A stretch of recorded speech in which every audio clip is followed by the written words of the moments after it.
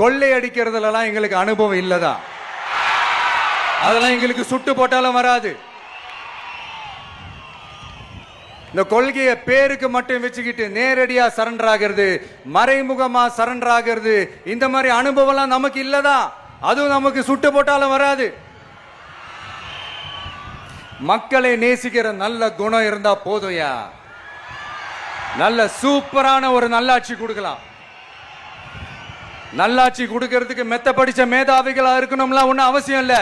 காமராஜர் அவர்கள் மாதிரியோ எம்ஜிஆர் அவர்கள் மாதிரியோ மக்கள் சக்தியின் துணையால, மக்கள் மேல அக்கறையா இருக்கக்கூடிய நல்ல அதிகாரிகளின் துணையால சூப்பரான ஒரு நல்லாட்சி என்னால கொடுக்க முடியும். செஞ்சு காட்டுறேன்.